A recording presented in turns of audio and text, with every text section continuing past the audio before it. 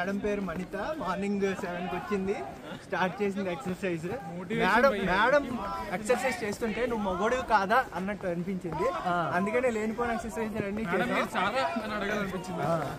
ఆ లేనిపోయిన ఎక్సర్సైజ్ కారణంగా 5 సెకండ్లు లేదా 5 నిమిషాలు అలా స్వర్గంలోకి వెళ్ళి వచ్చాం.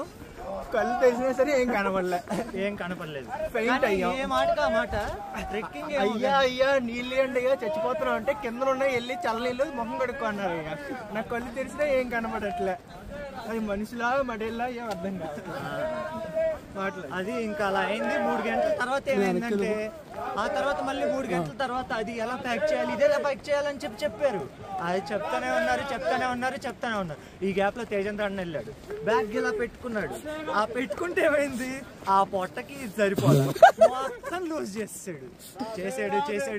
చేస్తూనే ఉన్నాడు. మొత్తం టైట్ అయిపోయింది.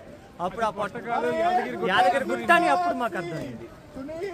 ఇప్పుడు ఏమైందంటే తర్వాత అలా జరుగుతూ ఉంది. ఇంకా అలా సాయంత్రం అయిపోయింది. ఒక వీడియో వేసారు. సినిమా ఎలా ఉందంటే అర్థం కానట్టు, తెలిసినట్టు, తెలవనట్టు, తెలియకుండా తెలియదు. అప్పుడు కనిపించింది మన శివకృష్ణ అన్న పడుకొని ఉన్నాడు అని. చూసా 5 నిమిషాలు చూసా, 10 నిమిషాలు చూసా, 20 నిమిషాలు చూసా, అన్న పడుకునే ఉన్నాడు. అది ఇలా జరిగింది. ఇంకా ఆ రోజు సమర్థమైంది.